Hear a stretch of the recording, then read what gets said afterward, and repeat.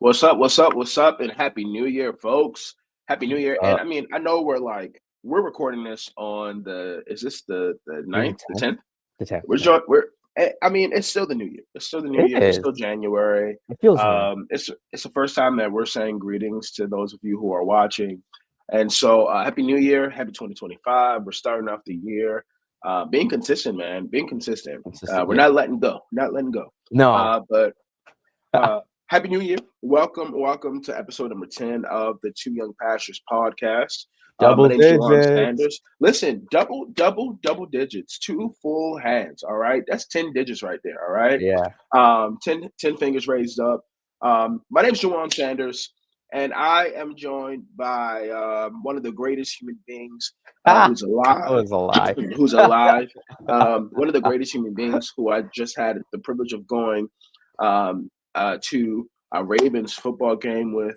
I Yeah. am joined by my friend Yeah, yeah. Elijah Stanley. And What's up? listen, What's man, up? it's the new year. I think that we went to the Ravens game in the new year, right? It was last week, right? We did. We did. We And did. It was the that 4th was or January something. 4th. January 4th. Yeah. Yeah. After church and after the Sabbath. Yes. After the Yes. Sabbath, No, it was definitely after Sabbath because by the time we got there, it was like 10. It was like that is 5 something. facts. We definitely came late. Yeah. We definitely came late. And yes, so it was a great time. The Ravens ended the season with a win. Yeah. And I don't know about you, man, but this week I've just been nervous. Like, as you know, I'm a diehard Ravens fan. And Yeah. so I like when I say diehard, it's unhealthy. Like I will admit Yeah. it's unhealthy. Yeah. I feel I've like at been this point is a anxious. Ravens podcast and a spiritual Dude, podcast. Yeah. dude, like I've needed a place to really just say that this week. Like I've settled on the whole MVP discussion, you know, like between last week and the week before, Yeah. I was just on Twitter. I was on Twitter, on X, like tweeting. And I was just Really? like, because like really, like since I've been like anytime I go on Twitter, it really is just to see Ravens content anyway. Yeah. And so this is the most active I've ever been on Twitter. And I'm pretty sure What's your people who tweets like? haven't like this is why Lamar Jackson is MVP. This is why Josh Allen isn't the MVP. Uh-huh. It really has just been about like Ravens football. And Are you so if tagging you're them? not, Are you tagging them in it? no. I never. Those people are extra. Those people are extra. Those people are extra. But I've been if you were a person who I went to college with and you hadn't like talked to me for a couple of years and out of Yeah. nowhere you just see he's talking about the Ravens. He's talking about the Ravens. He's talking about the like you probably saw that. And it's just Yeah. like on my feed, I don't even see anything from people who I'm following or who are following me. I pretty much just see stuff about the Ravens and the NFL. Like that's really what I've been focusing on. And I think that's great. And so I settled on that because initially I was just like, man, I really want Lamar to win it. And then it got to a point where I was just like, I'm letting it go. But then Mm. recently, it seems like a bunch of people have been saying, yeah, Lamar should get it. I don't know Yeah. what the voters are going to say because, I don't know of either. course, we're recording on the 10th, and I think the votes were due this past Wednesday, the 8th. That's when all the Oh, ballots were supposed to be submitted. they already voted. Um, mhm, mhm. So they're going to release it in a couple of weeks. But I mean, Oh, I think dang. that Lamar's the MVP. Yeah. He's had a great like. I mean, beyond like just this year, I remember when he came into the league, and I was just like, man, he's struggling as a passer, you Yeah. know. And just to see how far the dude has come, like man. Yeah. Yeah. And so it's just like, yeah, I want that for him. I want that for him. But more than anything else, like I want the Ravens to win a Super Bowl. Hmm. Like Baltimore wants it. Baltimore needs it. We need a parade in February. We need a parade Yeah. in February. Like Yeah. Yeah. I wanna go downtown. I want to support my team and I want to be there and watch them as they celebrate a Super Bowl. And I know it's not going to be easy. Winning 4 playoff games in a row, it's not easy. But it Yeah. all starts tomorrow. They face the Steelers, and I am looking forward to it. I am looking Yeah. forward to it, Same and here. in a crazy way. I'm a pastor, and I am a crazy football fan. I'm a Ravens fan specifically, and I'm looking forward to my team. So that's me, man. How are you doing? How you checking in? Man, good, bro. like I think we were speaking about it before and even now, right? Like we started the year off on a really high note. Baptisms at church, more baptisms this upcoming week, Yeah, uh, that's and good, then man. watch the Ravens win their last game of the year, which was great. So like just two, like the highlight of the day was definitely the baptisms, and then like a cherry on top on Saturday was seeing the Ravens win in person. Yeah. Uh, and man, like that, those cold games, bro, like just Mm-hmm. extra layer Mm-hmm. of like intensity. Mm-hmm. We're like heat pads in our hands, like just like Layered hey man, up. we're with it, and then those touchdowns count even more because you get to stand up and jump around and get some heat on you. So like, Real quick. I am beginning to realize how crazy and how like real like sports betting is. yeah, Like last year when I went to a Ravens game, and granted, I didn't go to a Ravens. The only Ravens game I went to last season was the first game against the Texans, right? yeah, But in this season, you're literally hearing chirps around about yes, I hit my parlay. Yes, yes, it's yes. wild. Rooting for the other team. People rooting for the other Yeah, team, like go, yeah. go, go, Because go, at the end of go. that game, right, that like family, like 10 seats up or like 10 Rooting for rows Jerry up, Judy. I was like, what the heck? Rooting for Jerry Judy, and he got just far enough, and they hit their parlay.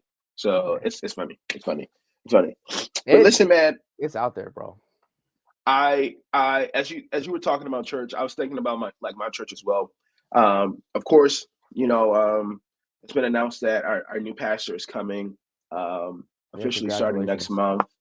Yeah, and he's being installed in March, right? Hmm.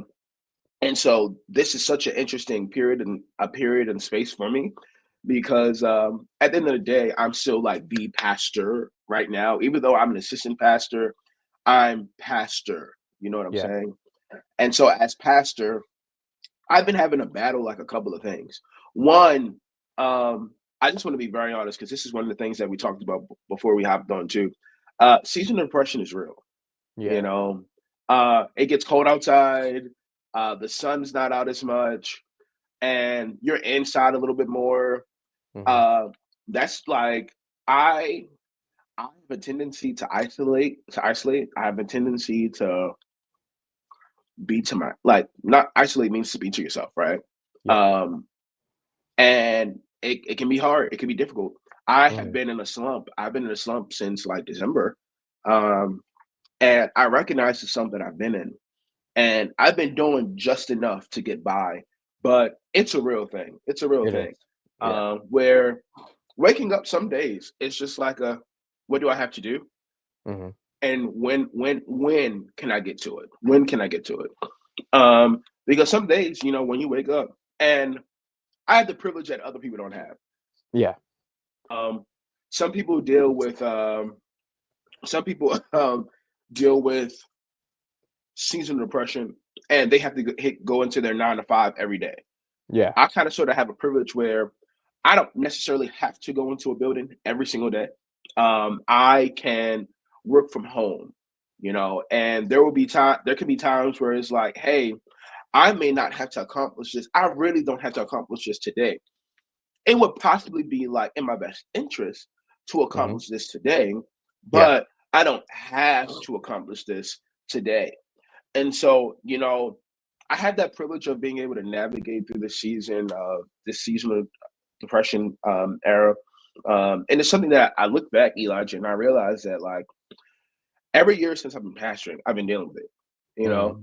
every year since I've been pastoring, it's something that I've been dealing with. And I was telling you beforehand, like, yet last year, I was in the funk. I knew that there were certain things that I was supposed to do, certain tasks that I had been given. And in my heart, I was like, man, I really want to do this. I know I can do this, but I was just stuck. And Yeah. funny enough, the thing that got me out of it last year was when the Ravens lost to the Chiefs.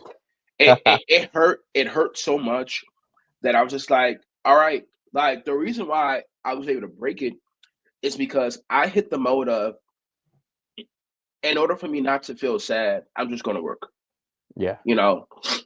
there are some individuals who, in order to not feel the feelings, they become even more busy.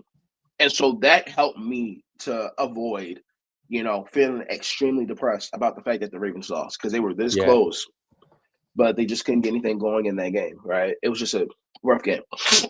But this year, one, I'm not looking for the Ravens to lose. And Yeah. two, I'm just going to have to find a way to be able to push and be able to do the things that I don't necessarily want to do right now and don't feel like doing, so that this year can start off well. And I say that because, as the pastor right now, I'm charting the course for the church this year. You know, I'm the individual who kind of sort of has to like lay the vision down and decide where are we going as a church, and Yeah. really get the church behind that vision and try to build momentum so that we can get to a point where we're riding that momentum. And in addition, make sure that like I'm collaborating enough with like the incoming pastor so that like whatever is happening, um, he can kind of sort of just smoothly step in Mm. and continue to lead the way. And so like this has been like a very weird area, a very weird time. And I mean, I'm appreciative of it because I like being in charge, like I do. Yeah, you do. Um, I really like leading. So this is fun for me. But mixing New Year with seasonal depression and trying to chart your church in the right direction, it's been challenging to say the Mm. least. Mm. And so preach last week, um, and it's different because last year Yeah. Trevor was the person who was preaching three weeks in the month, you Yeah. know, and I would come in on the fourth week since I'm the assistant pastor. But this year, January, I'm preaching 3 times this month, and trying my best to like. I don't think people get it. Sermon prepping is interesting. It's not bad, but it's interesting. It is. Sermon prepping when you're dealing with depression is is hard. It's hard, right? And so this month has been a challenge, and I think this is like the first time I'm really open up about this, bro. But like sermon prepping 3 times in a month, while also dealing with like some seasonal depressive episodes has been interesting for me. And I'm like, Yeah. man, is this something that I'm going to have to deal with every year? Is this something Wow. that I'm going to have to deal with, like, for the rest of like pastoral ministry? Because it seems like it's a trend. It seems like there's Yeah. just been a trend. Mm. And I don't know if it's been a trend because there are certain aspects of pastoral ministry that just suck. And at times, um, those things that suck can be seen at times more than the things that are great. Um, but I think right now I've just been in a season where I'm recognizing there's some aspects of our pastoral ministry that are not glitz and glam. It's not romanticized. There are some parts, and I'm talking about the people, Mhm. that just really suck. Especially when it's like you want to do ministry a certain way, you want it to look a particular type of way, and the people of God don't necessarily want what you want, Yeah. and so it's just like I, I. But having to learn how to deal with that is interesting, and so I'm happy that your church started off the year baptizing someone, and it spawned this because it reminded me of the fact that as I was laying the groundwork for the new year, right? And Mhm. I gave several, and I mean several announcements this past week. One of the things that I shared is, hey, each month we're having a baptism. Yeah. Every third Sabbath is going to be baptism Sabbath.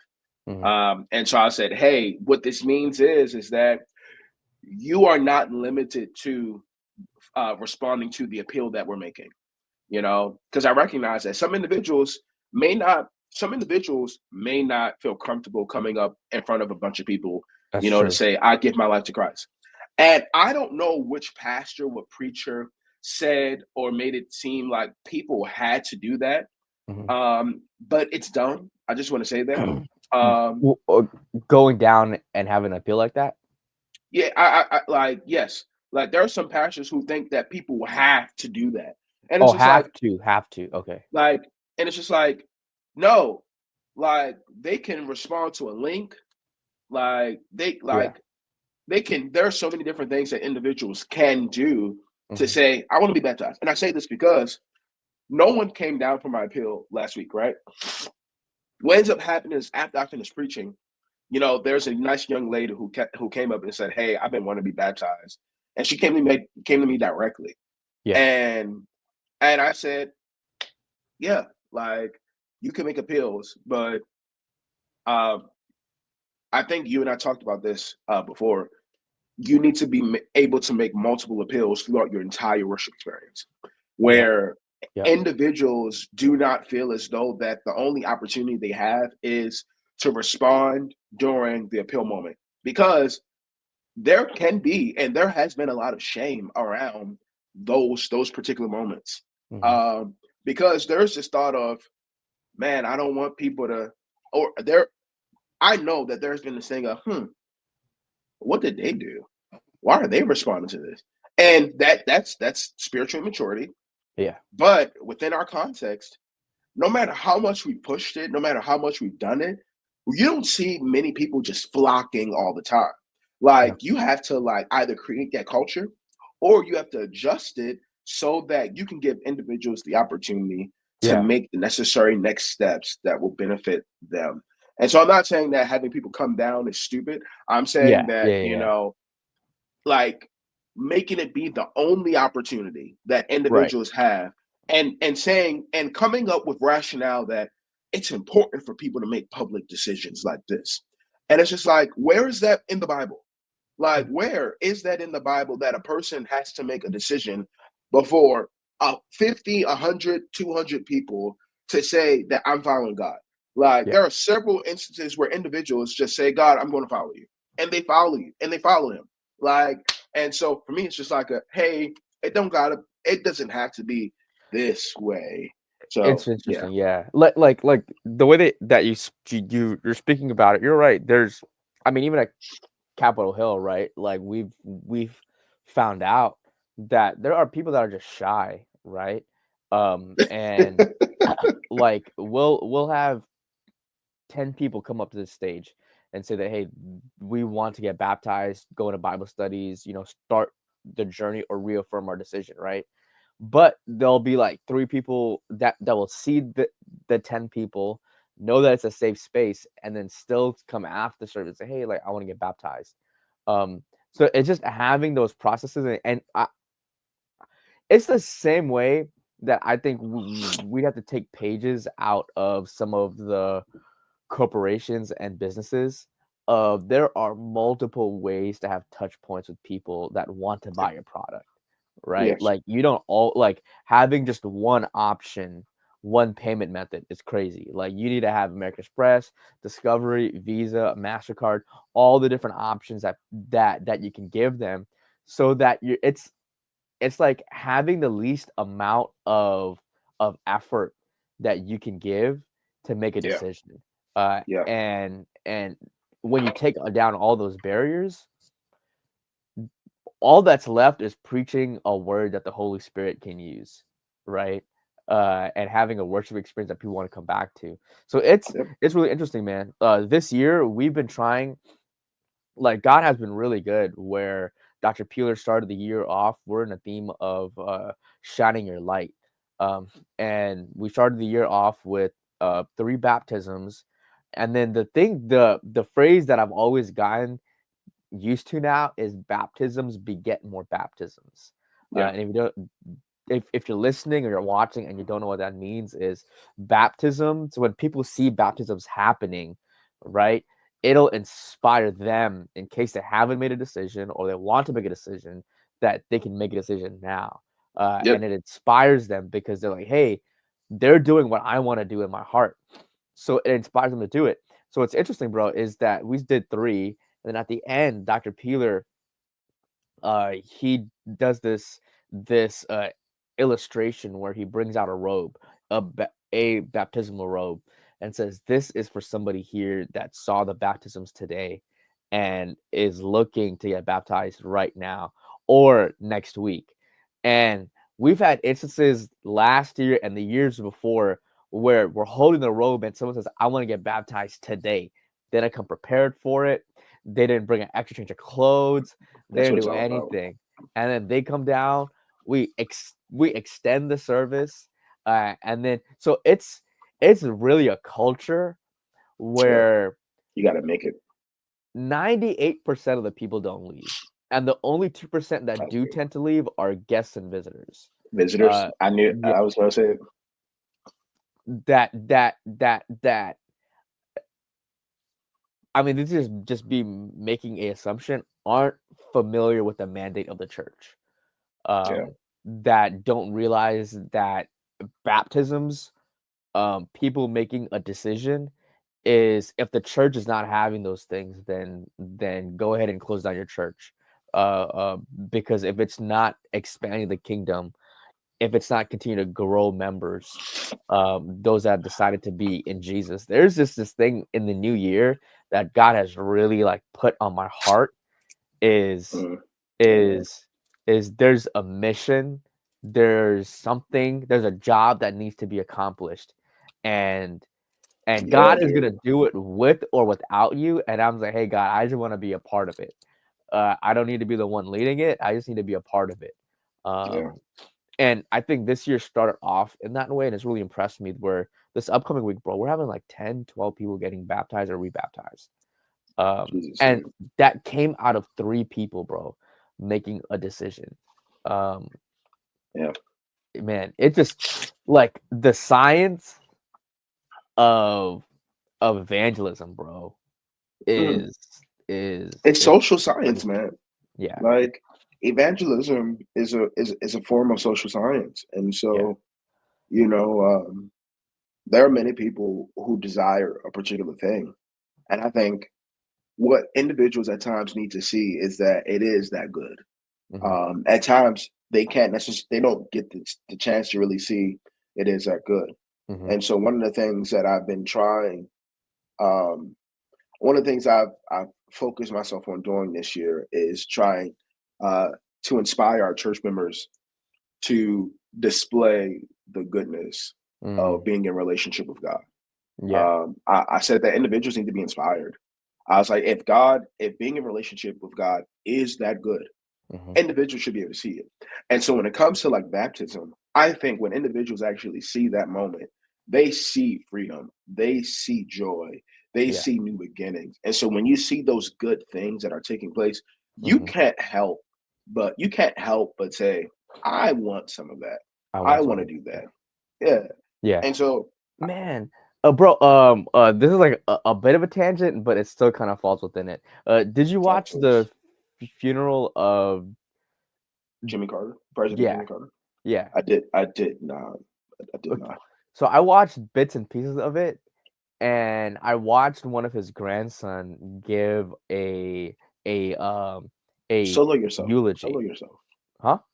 Solo Oh, yourself. true, true, true, true, true, true, true, true. So I watched one of his grandsons give a eulogy, and I could tell that he was a pastor or in a part of some church, because he said back home at church, this is what we do, and it's very interesting that on a national stage or really Mm, a world stage, right, where mm, everyone is watching the funeral of a former president, he goes up and he has a overt Christian tone to his eulogy, and he is sharing the faith that he believes in and that his grandpa believed in too. And he does something, and even Ford's son, so President Ford's son, he goes up and in his eulogy, it's mm, overtly Christian too, and they mm. all share the hope of everlasting life, Yeah. of being united after death. And it's really interesting because in front of them are sitting 5 living presidents, right? Mm, All various stages of life. And I was like, man, they were not ashamed to share their faith on a stage regardless of who was watching, because in front of them, bro, were other head of states from other countries, Canada, the UK, and a few other spaces. And they're up there and they're treating it like it's their own family funeral back at a church somewhere.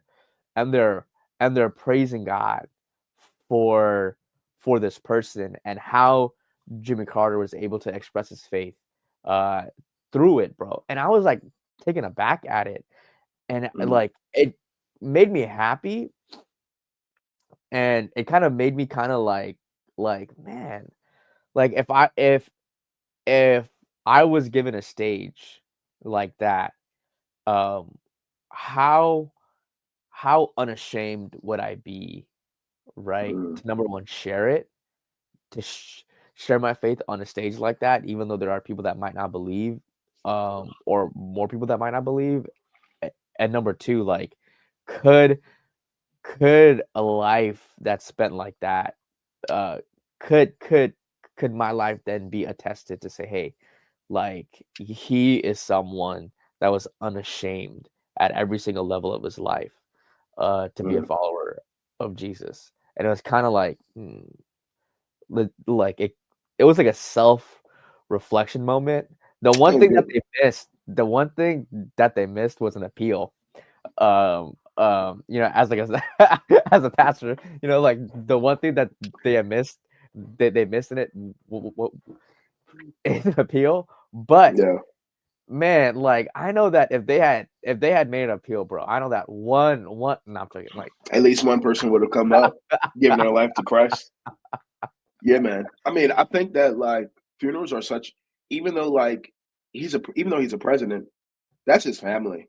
yeah, And so if you're a believer, if your family's if you're surrounded by family members who are believers, you can't say, "Hey, don't bring Christ into your very personal and sensitive yeah, like event." You yeah, know, I mean, I think being Christian is has kind of sort of been one of the I don't want to say requirements, but I mean it's been a requirement for many political leaders. You yeah. know, I don't know any believer, I don't know any president who wasn't at least associated with Christianity, and who did not endorse the Christian church to a certain extent.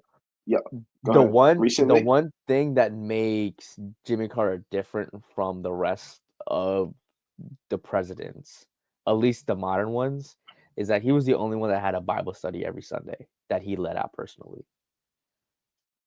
Like he was the only one man, man, that's that, good. because I That's think good. what a lot of politicians do is they pay lip service um Oof. You don't think it's to real? I mean, I've been listening to Trump lately about I've been listening to Trump or expand I've on been that. seeing a few clips. I've been seeing Yeah, a yeah, few yeah. clips of him recently. And I've been seeing him, you know, make a number of comments about God recently. I mean like, huh, is that lip service or is it real? You know, Oh, as he's been talking about, you know, making Canada a part of the United States United and States, yeah. turning the Gulf of Mexico into the Into Gulf the of Gulf of America. America. I've been seeing him, you know, you put God in that, and I was like, Yeah. what if he actually is becoming a more serious? Like, there was a party that was just like, what if he is becoming a believer? I Like, can't what say if no it's way because real? I would love to see it. I would love to see Like, it. I would love to see it. what if it's real? I had a thought, and I said, what if I made it to heaven and Donald Trump was there? Like, I and and I was like, wow, uh, what would happen? What would You happen? know, because I mean, the Bible does inform us that there will be individuals who we thought would be there and who aren't there, and people who we didn't think would be there will be there. And Yeah.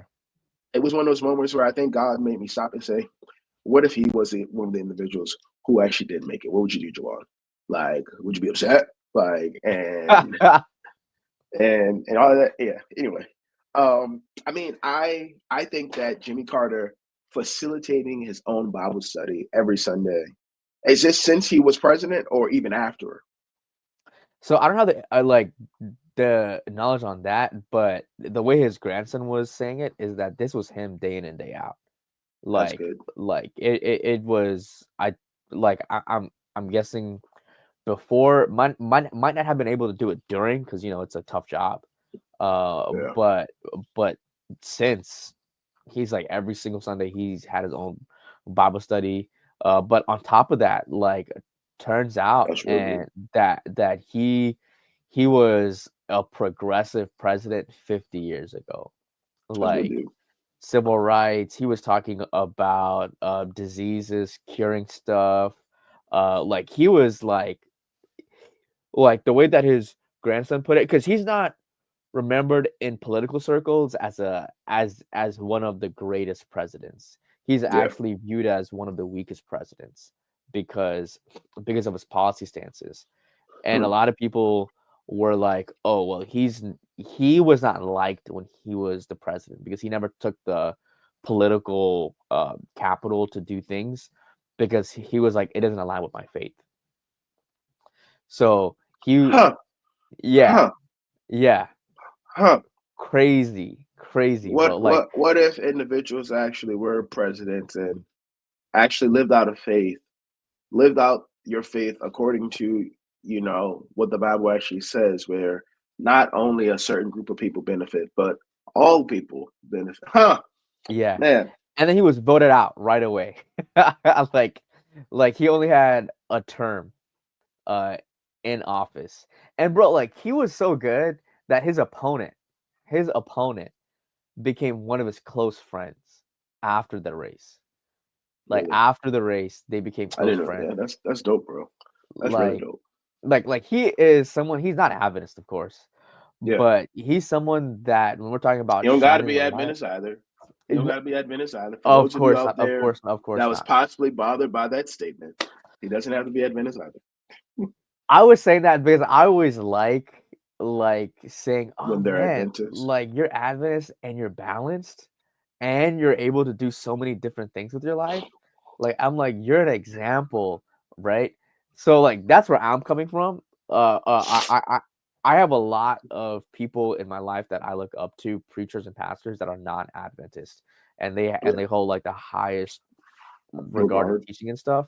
And I think Jimmy Carter kind of went up there for me as like an example of like, Mm, man, like you can survive in a world that wants you to be corrupt a little bit, yeah. and like and like kind of juggle which values you want to hold at the moment. Yeah. But he was saying staying consistent with it, That's and good. they were like, That's real good. there are multiple places around the world that are able to be around right now because Hmm. he had been a missionary after being the president. Um, Hmm. That's good. I was like, wow, wow, wow, Yeah. wow. Like we have a lot to learn from him, bro. Certainly. Yeah, Certainly. yeah. Certainly. But it's Well, the new year, man. Like he has. that's the way to start the new year, man. Like Oof. his funeral, which I believe moved several people. In addition, I don't know if you're connected to like the sports world, but there were some allegations made for Fox Sports I where heard Joy Taylor. well, I don't think she's the most important person, but um, I think Charles Dixon is the CEO, I believe. Uh, he was in there, and specifically Skip Bayless. I heard Skip that too. Bayless Skip Bayless is being accused of sexual misconduct, sexual harassment on Of employees, yeah. one of the employees, The making hairstylist is what I consistent heard. the hairstylist. Now, here's the thing: I feel like Joy Taylor is unfortunately collateral damage in this. She's collateral Explain that. because the case is not about her. It's really about Skip Bayless. Like, it's about Skip Bayless. Like, because Really? Joy Taylor didn't do anything illegal to her. Like, if anything, Joy Taylor had one of those moments where she was not a girl's girl. I don't know if you heard that term, but Yeah, yeah, she wasn't being a girl's supportive. girl. Yeah. However, what I will say, what's interesting is that a lot of people, and mainly men, are focusing on how bad and trash Joy Taylor is. And as a person who's extremely secure, I think the only reason why so many people care about what Joy Taylor is doing is because those men know that they can't get with Joy Taylor.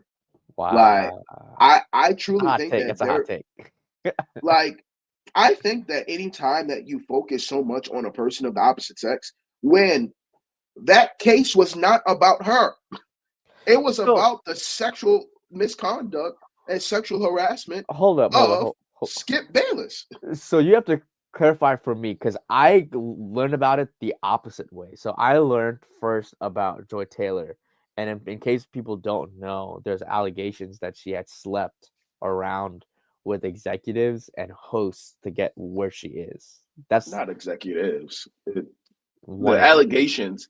So the allegations show that she was in a relationship with an executive from Fox Sports, Yeah, and she was in a romantic relation. She had romantic relationships with him. In addition, it was implied and sued that she had romantic relations with her co-host. another co-host, Emmanuel Acho, right? Yeah. And you know, it's crazy that the focus has been on. It's kind of sort of like the Diddy situation, right? Mm, Uh, a lot of individuals, especially a lot of black men, they care more about. They're making this thing more about the gay stuff than the fact that this guy has been abusing his power and literally conning several individuals into doing crazy sexual thing. acts. Yeah. Like people care about the gay part, more, the homosexual part, More more than than they care leverage. about the fact that he was legitimately sexually abusing people for however long. Yeah. And it's kind of sort of just like one, what you see is that individuals truly are like blinded by their homophobia. That's one. And in this situation, as it pertains to this Fox Sports issue, it seems like we are blinded by our misogyny. Like Mm. this story is not about Joy Taylor. This story, like she filed a suit against Skip Bayless, like because Whoa. Skip Bayless was the one who was pressuring. He was making advances on her and saying things like, "Hey, the woman alleged that he offered her $1.5 million Yeah, that's what I heard. to sleep with her, right? That was the And hairstylist, right? the Not hair, Joy. yeah, the hairstylist. That was the hairstylist. That's what happened. And so that was just one of the highlights for that. However, the internet like has focused more so on Joy Taylor Wow. and more on Joy Taylor than it has on the fact that Skip Bayless has been accused of sexual harassment. Man, it And went the so opposite way for me. I learned first about Joy, which led to Skip. why do you think you learned more about Joy? That's It's insane. because That's insane. you learn more about joy because men are threatened by beautiful women.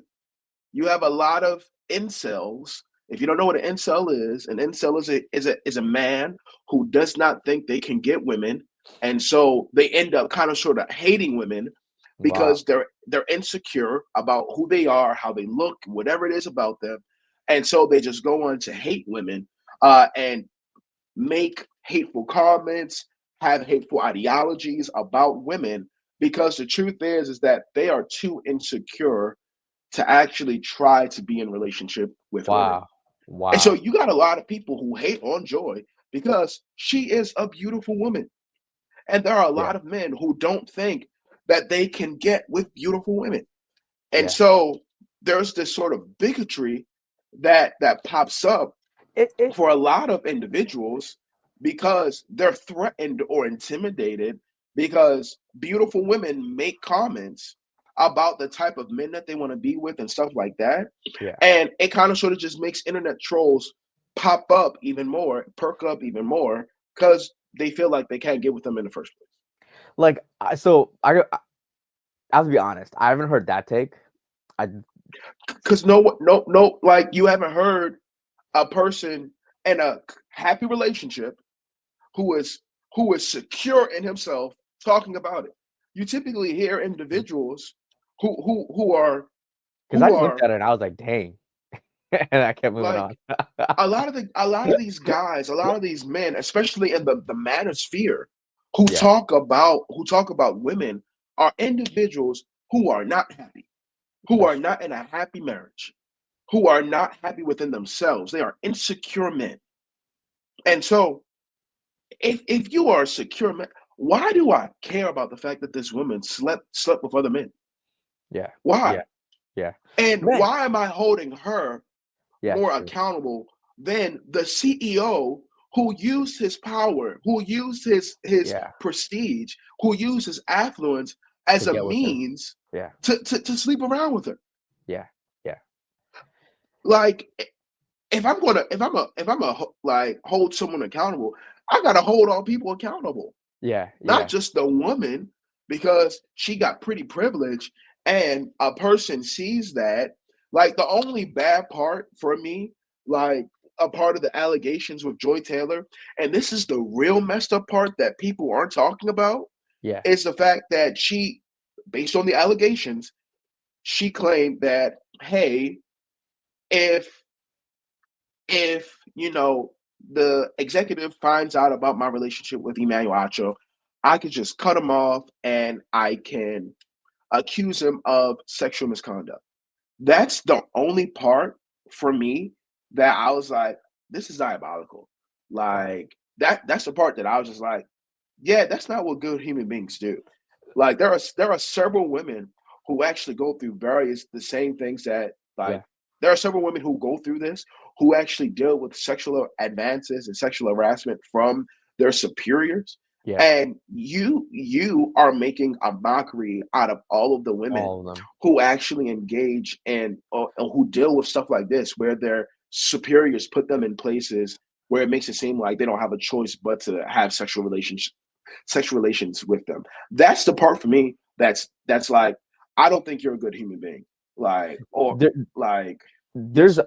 another one on top of that because I agree with you. I haven't heard that part before, but the one that I have heard is like there was a clip of her.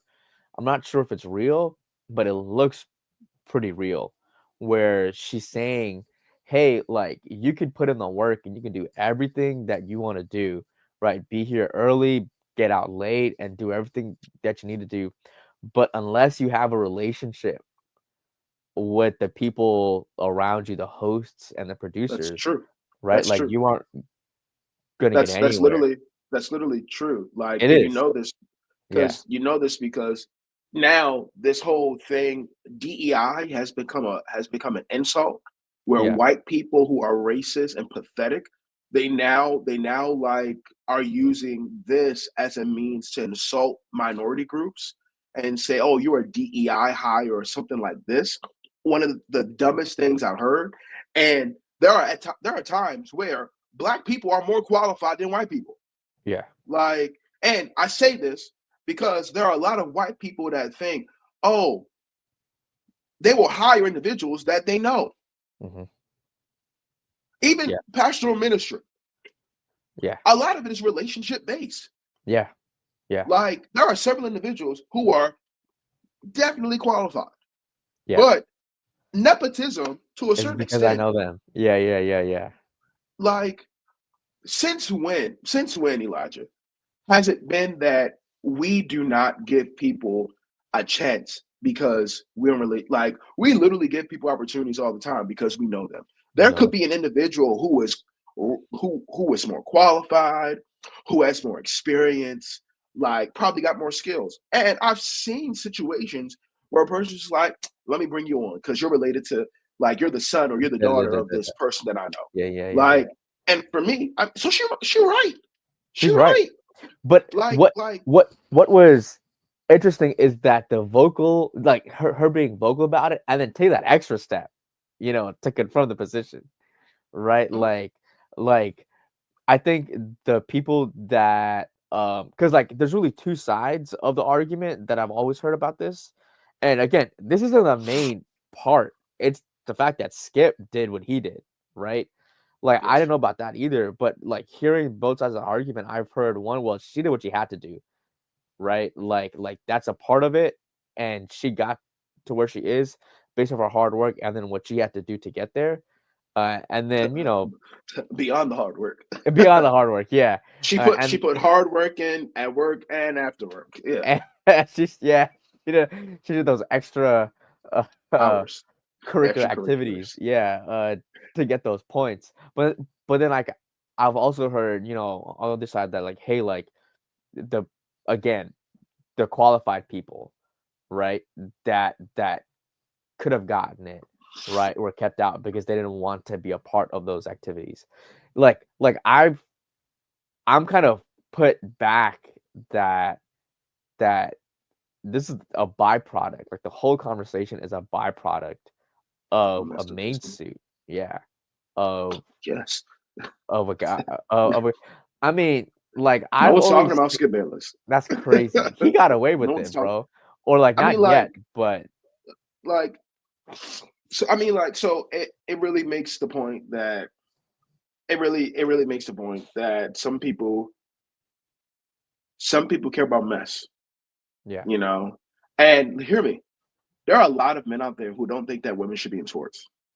So there are individuals who are genuinely looking for opportunities and looking for critiques so that they can further prove their point as to why women don't deserve to be in certain spaces.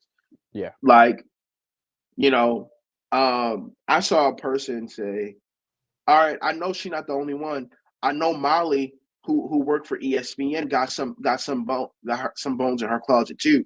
Like, there's no way that Molly got on this new syndicate and is able to stay there. She had to have done something, and it's because people don't like her, Yeah. and they don't like her. Some people say, "Oh, she talks too much."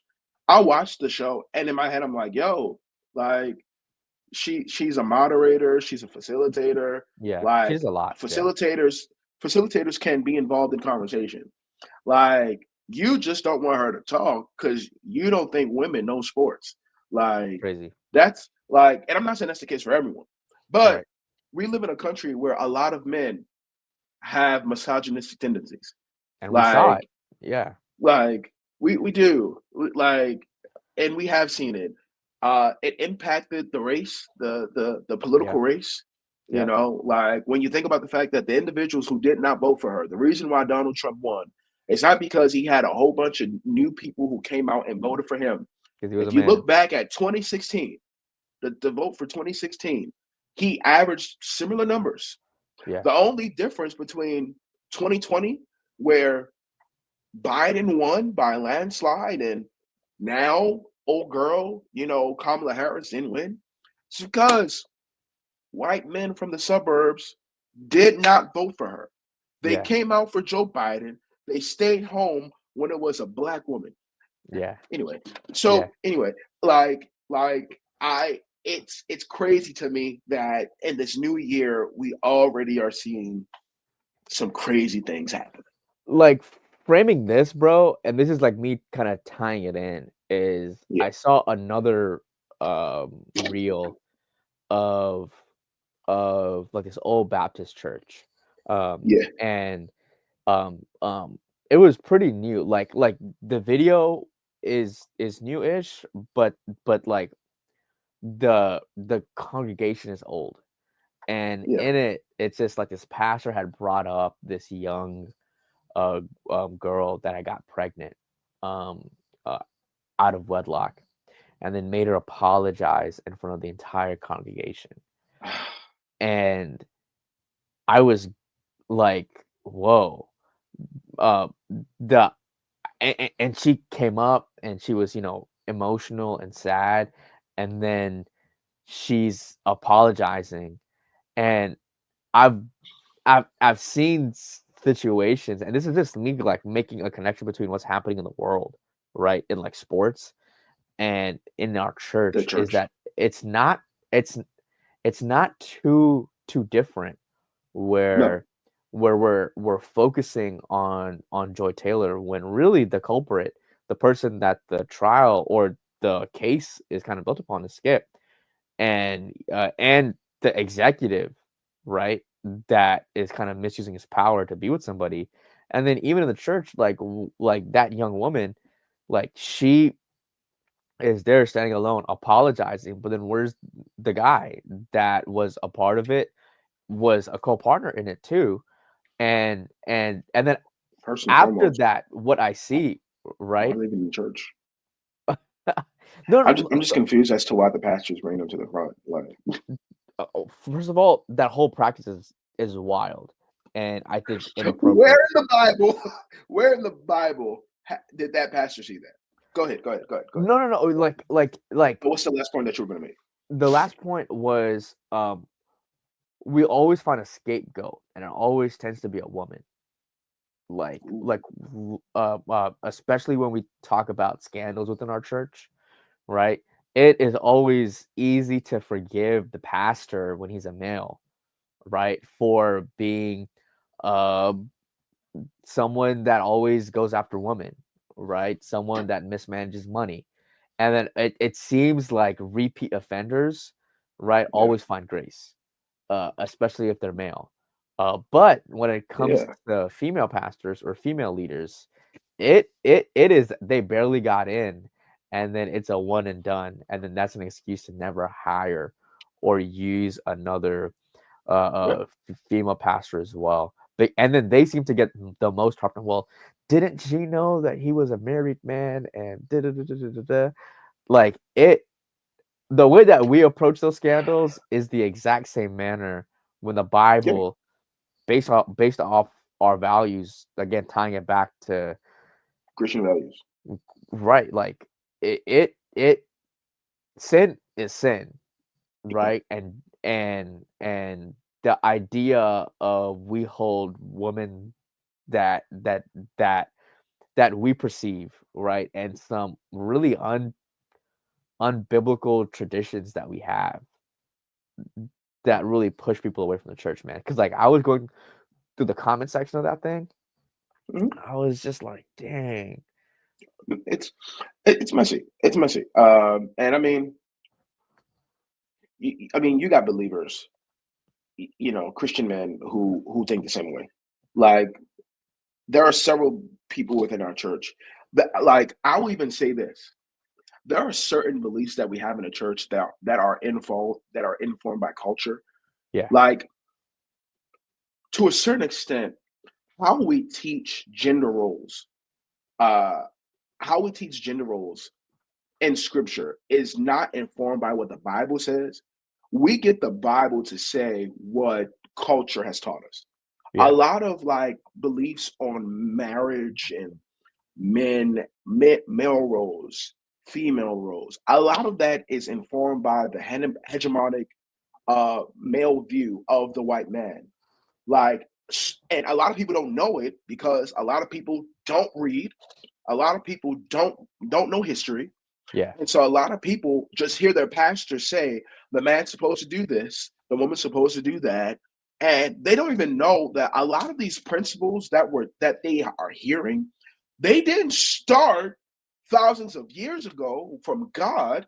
They started 70, 70 years ago. mm, 70?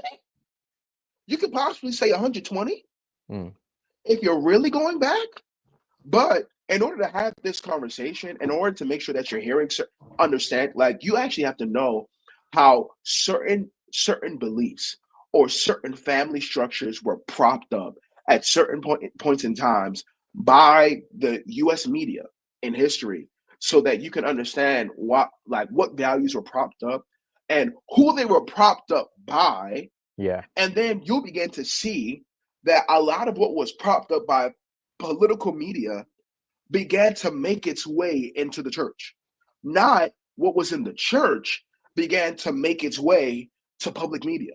hmm, However, individuals don't know that and won't know that and won't care to know it because it takes extra work to really see, well, where did we get certain beliefs? yeah, Where did we get certain uh, paradigms and certain structures for how we see society? Where did it come from? And a lot of people don't care. They see what works for them and yeah, they're comfortable with that.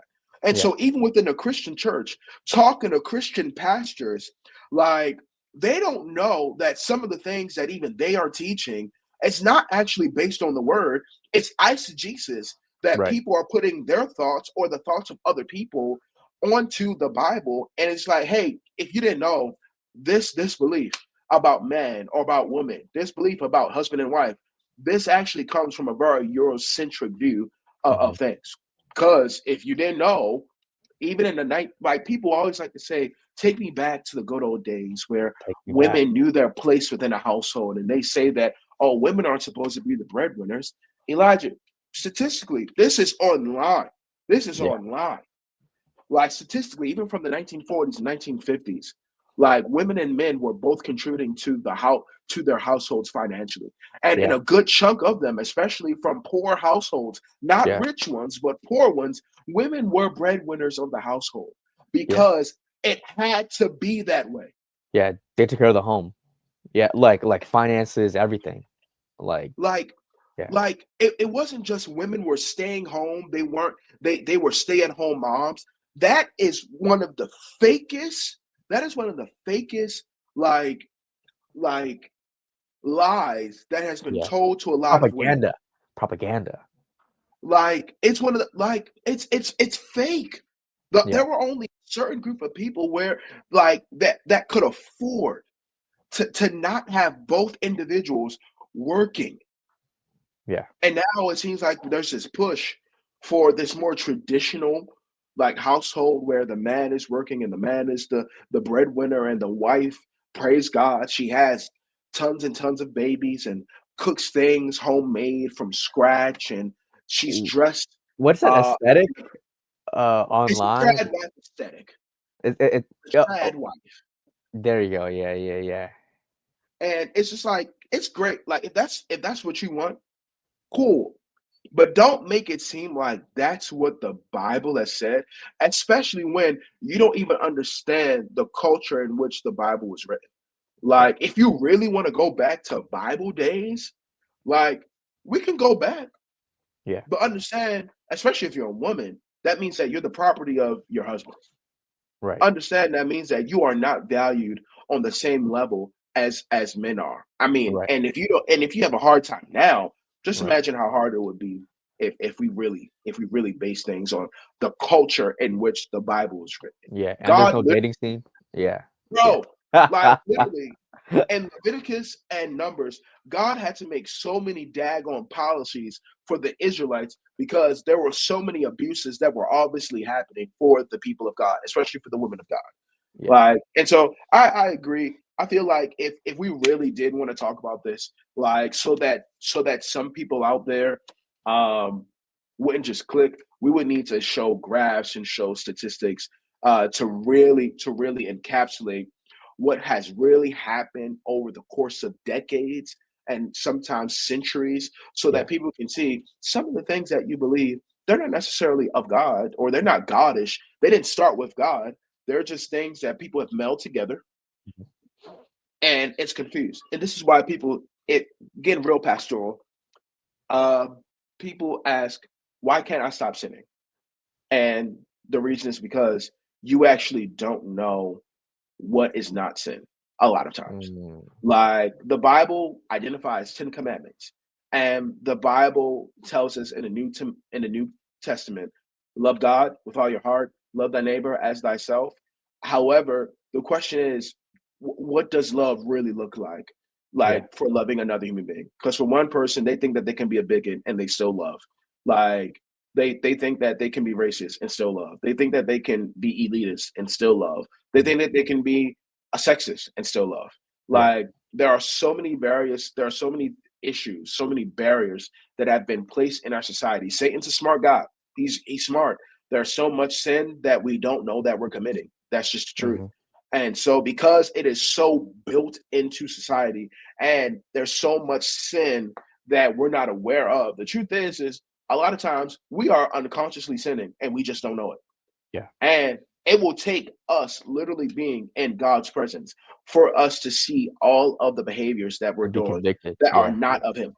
Like Yeah. that's really why being in his presence is the best thing.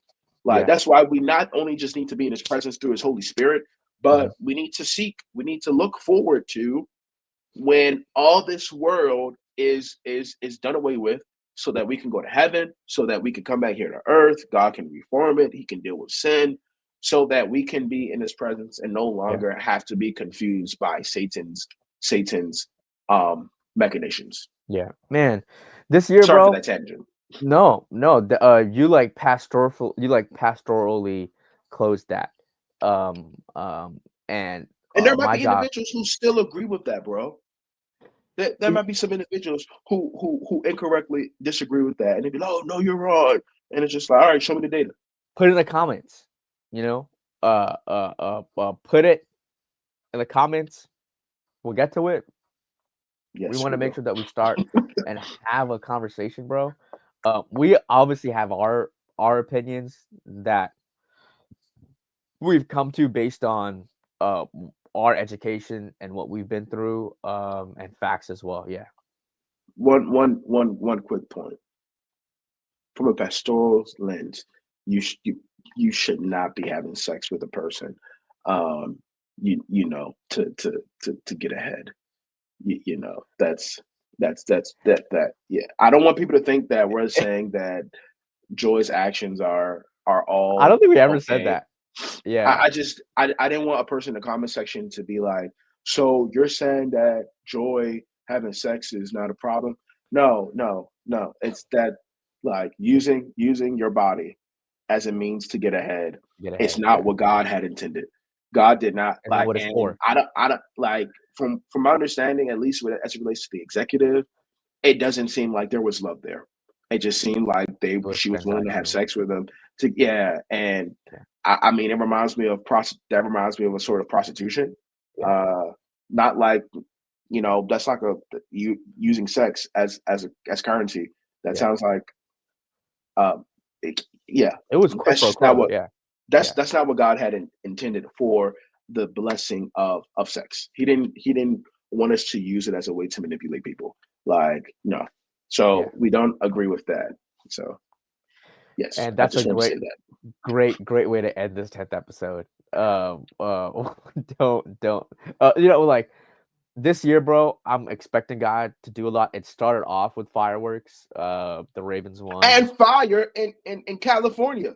Fireworks and fire in California. That's we'll insane. talk about that next time. Well, yeah, we'll go into how to become a firefighter next time. Yeah. Pray for Cali. Pray for We appreciate Fox Sports. Fox Sports. Pray for just the Carter family. Just everybody, bro, because like we all need God to just cover us with protection. Man, it's so bad that like this year like has started off with all these things that it's almost like just a continuation of last year. So we're praying that God keeps us mentally, and as we kind of move into this new season for us and our podcast, we want to stay connected. So you want to make sure you like, you share, and subscribe. Share it with some people that you're like, hey, we love the conversation. Join it in the conversation. Put it in the comment section. Tag us with stuff. We want to make sure that we're a part of that. We have a lot of things coming out this year for At the Well too. So you want to make sure that you're staying connected. But outside of that, bro, it's always a privilege to be on this thing with you, man. Praying God continues to bless you in this new year, bro. We'll catch you guys on the next one. Peace.